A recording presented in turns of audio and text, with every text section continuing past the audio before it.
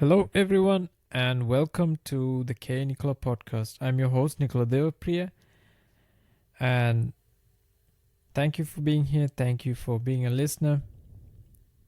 This podcast is about, if you're new, I mean, you're always new. This podcast is about, well, see, I started out thinking I would be speaking about political issues, political things that's going on in the world. Of course, that's my main theme, but then again, I was also thinking maybe it's in my best interest to speak about stuff like, how would you say, society, culture, um, things that are going on in the world, um, economics, and everything just blend in together like geopolitics. We are seeing a major escalation in the theater of war. If we consider all the conflicts that are going around the earth, there's a high likely chance that there could be a major wars going on in the place we live in, or in the places that once used to be very peaceful or at least neutral.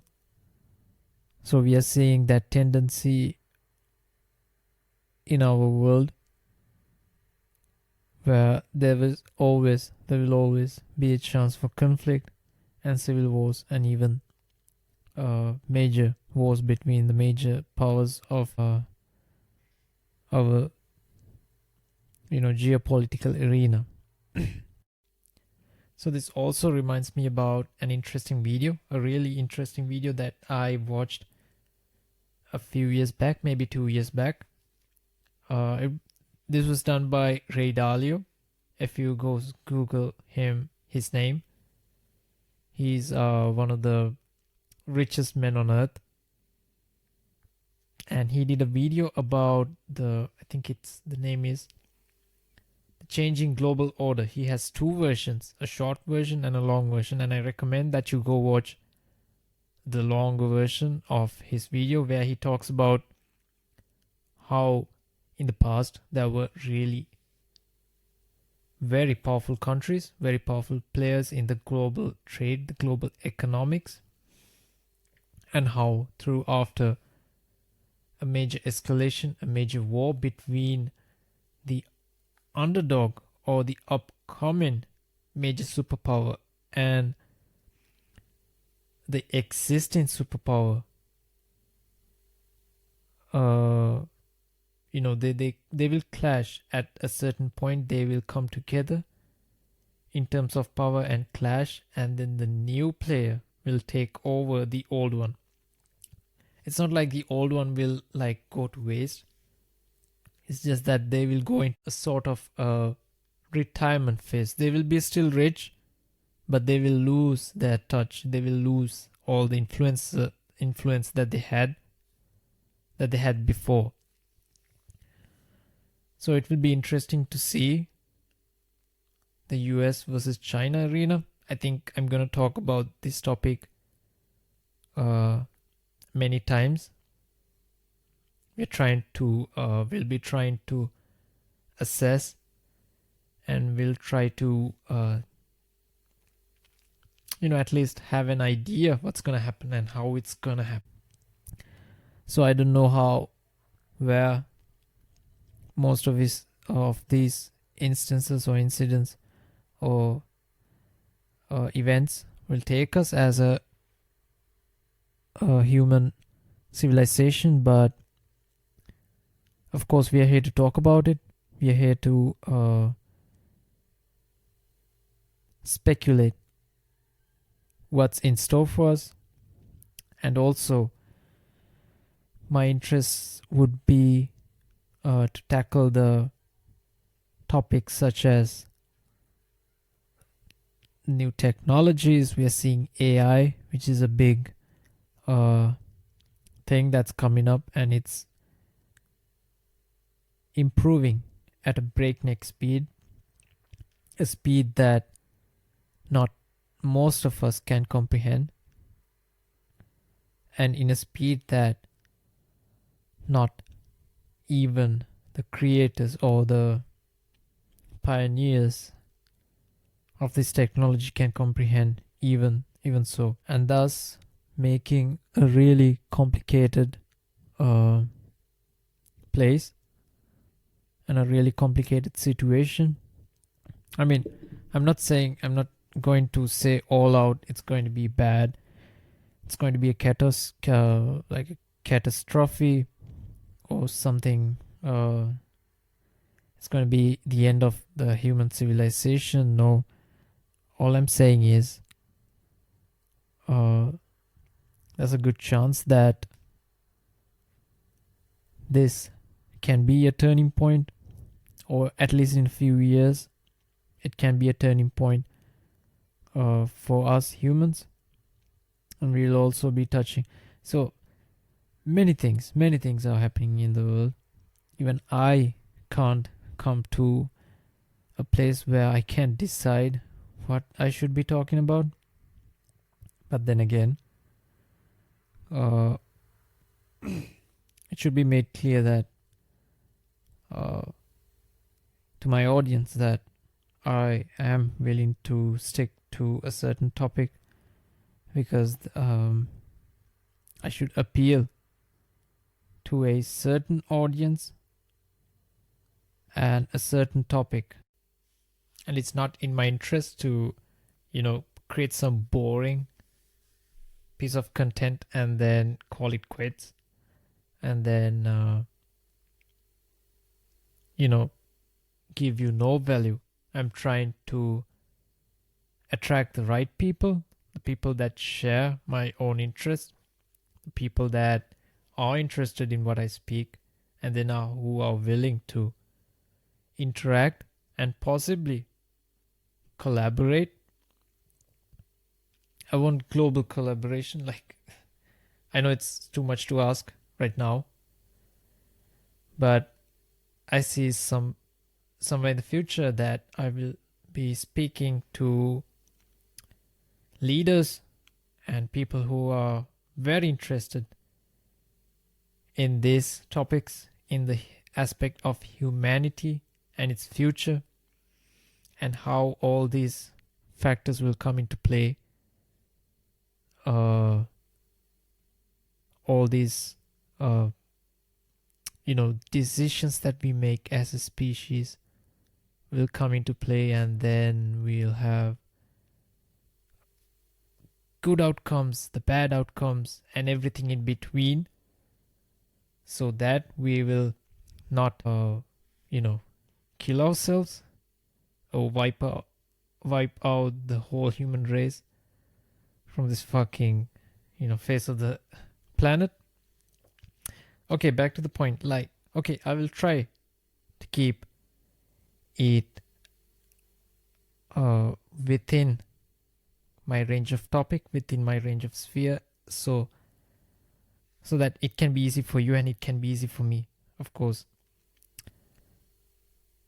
So we will go back to our topic. So Canada, we're going to be talking about Canada. So last time around we were speaking about Canada, and I stopped this episode at the 25-minute mark. I was hoping it to be like 5 minutes extra, make it to the 30-minute mark, but unfortunately it was 25. But today we're gonna do, well, the last time around I was a little bit chasing the points of how Canada is doing bad in certain situations, but this time I want to just talk about or express my opinions on what's in it for Canada, and what I think about how the future holds for Canada. I might not be 100% accurate. I might be dumb. If you're a Canadian, I'm sorry. And if you are someone who knows about Canada more than me, I apologize, but here it goes anyways. So Canada, in order to be a G7 country, I don't think that just being rich or just being, an ally of the US. I mean, I think first of all, you have to be an ally of the US to become a G7 country. Earlier, it used to include Russia, but after the Ukrainian war started back in 2020, 2020, it just lost its place in the G7, and it used to be the G8. Now it's the G7. So being a country in the G7, you just don't. It's not enough to be just rich. You have to be really powerful, and Canada is one of those. So even though I'm saying, okay, there's a dark side of Canada, it's having a housing crisis, it's having an increase in food prices, it's having an increase in its services, and there's a clash between government jobs and the private sector, where government is trying to provide more jobs and the private sector is paying a high price for that. And also we're seeing Canada's dependence on its natural resources, which is also a thing where countries like Venezuela, which is really, really rich in natural gases, I guess, or oil. And this in itself is a curse, where if you're a country that cannot manage your resources properly, you'll become so dependent on it that your country forgets to expand or improve the other aspects of its market or its economy. So if I take Venezuela, what happened was the country was really rich. It was at a point rich as the US, when the US was trying to become a global superpower. But many politicians in Venezuela, it's natural. If you have a lot of money, if you have a lot of oil, and you can earn huge profits, of course the government or the politicians who want to stay in power will try to give as much as welfare benefits to its population, to the citizens, so that they can get the votes. So it's not a race to find who's the better politician. It's a race to find who gives the most welfare to the citizens, and then the citizens become spoiled. Like, if you take a child and then you try to spoil it, if you're a child, you have two parents, and then if your dad is always the one who buys you all the stuff that you need, regardless if you need it or not. If he, buys you chocolates all the time, buys you toys all the time, the child is going to gravitate towards that parent. So, being a resource-rich country has its ups and downs. So Canada, being blessed with most of these resources, they try to export it and make a profit off it. It's sort of a luck that Canada got when it became independent. They and also the fact that they are close to the US and can export these minerals, these gases to the US was out of luck. And Canada, it's not a bad country in terms of politics. I think in terms of politics, Canada has a well-established government system, a well-established, less corrupt political sphere. But in the recent years, I think with Justin Trudeau, he's very liberal and open to migration policies has backfired. In theory, his policies can be depicted as being, good, progressive, but then again, liberal politicians can push this to the extremes and then become really liberal, and then you become woke, and then you become extremely woke. Not that I'm against being woke. People should be liberal and woke and should be open-minded, should be able to see past their conservative counterparts. But we are also seeing, if you are in social media, probably you are, you'll see many people turn against this woke, ultra feminist, ultra transgenderism. You see all this, and Canada is one of the biggest and controversial places for all all these things that are happening around the globe, and that's a big sign of weakness, if you ask me. And most of the people who, like myself, who are born in countries that are in fact third world, but we are more secular, or we have a more conservative approach to our lives and our cultures. You might see that it's like this. Okay, let's compare the G7 to the BRICS. G7, very powerful. They have good governments. They're less corrupt.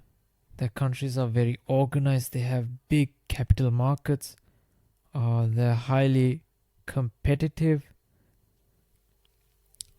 They have everything you need. Like, if you want a map or a roadmap to make your country really, really successful, you can take any of the G7 countries and then you can just copy paste it. It's not that easy, but you understand me. You know where I'm coming from. But then again, when you see cracks in the system, and then you see really bad leaders taking over these complicated economies, these complicated socio-economic structures, and then really playing a really like having a really bad game over them, and then trying to really outdo it, overcompensate whatever their ideals are, like like equal rights. Equal rights is good. Equal rights and the freedom of speech are like the biggest pillars of a good country, of a well-run country. But when you overdo it, when you let an 8-year-old decide whether he wants to be, he wants to change his biological gender, and then go through a sex change or a hormonal therapy, whatever, that's bad. That's taking your freedom of choice and then pushing it to an extreme. You are not properly developed to take such actions until you are at a certain age of understanding. So my point is, this Justin Trudeau and his government has taken such overcompensatory and wildly controversial methodologies to keep their cool, to sort of appear appealing to the new age, to the new society, but have widely underestimated the normal human nature, and thus is receiving a huge armada of backlash from people and let's say prominent people and normal people as a whole. And then most of the Canadians are paying the price, and I don't think most of them expected this to happen. Of course, I haven't been to Canada. I don't know how life is in Canada, but from statistics, they're showing that Canadians are ever more becoming very frustrated with their governments, very frustrated with their leaders, and then very frustrated with the lives they have, even to a point where Canada, being a heavy immigrant-rich country, seeing immigrants themselves, the people who came to Canada, finding hope, finding opportunity, finding a good life, leaving their country back to their homeland. So I imagine, since there's a lot of Punjabi people in Canada, so Indian people, I imagine that most of the people who came to Canada trying to get out of India are now going back to India, where they think, it's obvious, where they know that they will get a better opportunity and better ways of making a living, starting their businesses, having family and all. Because if I were to move to Canada and then I found out, oh my God, I can't own a house, I can't afford to pay rent with my salary. You might be in a rich country, but you'll start to think like, okay, if I do the same job, I might not get as a big of a salary, but I can still own a house. I can still make ends meet. I can buy food for a really cheap price and then save enough money. And in Canada, although you have a bigger, let's say, annual income than India, let's try to compare. Okay, you're Indian, you go to Canada, you were in India, you thought, well, I want to live in North America, so Canada is accepting people. Why don't I go there? I have a better chance at education. Maybe my children will have a better chance at education. Annual salaries are high than in India. So why didn't I go there? But you go there and then you realize that all the money that you earn has gone for overpriced housing, overpriced food, overpriced banking industries. And this is one topic that we're going to talk about. Canada not having that crucial, very crucial market competitiveness. So that's also one thing where, just imagine, you have in your community or let's say your region, your city, you just have a few players that's gonna own everything. You have a few players that's gonna own the bread that you buy, the supermarkets that you go to, your mobile services, your internet, your methods of transportation like air travel. Canada is a large country, so you need air travel. And if you're traveling to other countries, of course you need air travel. And then banking, crucially, banking. So what will happen is a few companies, a few very rich set of individuals will take over the economy, and then there is no chance that you start a company, you start a bank, or you start a supermarket chain or a supermarket. There is no chance that you can compete against these big players. And it's not even bad for Canadians, it's even bad for their economy, because a few number of players is very few competition, and you'll see a decline in product innovation. The amount of people involving in product research, because you don't need research, you don't need good products, you just have the whole damn plate for yourself. You just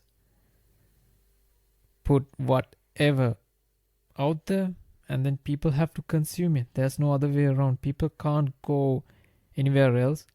Unlike the US, I think this is where US really shines, because even though it has really good companies, really rich companies and top tier companies, it's still the government, or at least the sphere, the industry, tries to maintain good, healthy market competition, fierce market competition, so that no one comes all out on top. No one becomes the number one and the number two and number three. There's always going to be big players trying to battle it out for the best product, best service. And you'll see this in US, and I think that's amazing from the side of the US, that they maintain such a high level of competitiveness and resilience. But in Canada, I think, and I will also talk about this in Australia, where you have a really bad level of market competitiveness, and research, marketing, all these factors play a really key role within an economy. Even if those companies are not publicly owned, even if they're private, if they have so much control, it's a big problem. But I don't know how to explain that in detail, but it's a big problem. I imagine that it is true. It can't be. It cannot be not true. So with that, I think I'm pretty much done with the episode. I really hope that I gave you a perspective. And when you're thinking about all this stuff, it is important to understand that yes, you might see the bad side in the media, like let's say Canada, but Canada is always a formidable country. It's not to be taken lightly. It has a very strong army, it has good ties with the US and the other countries. It has a robust political system, a robust economy with heavy investments from within the country and from outside, mainly the US. It has a high number of billionaires, a very rich education system, and a highly literate population, very diverse population. I think that's also a very interesting factor because of their immigration, their open border laws. it's a formidable country, and it's not going to fall as easy as we think. It's not a soft country with very skilled people. It's a very good country.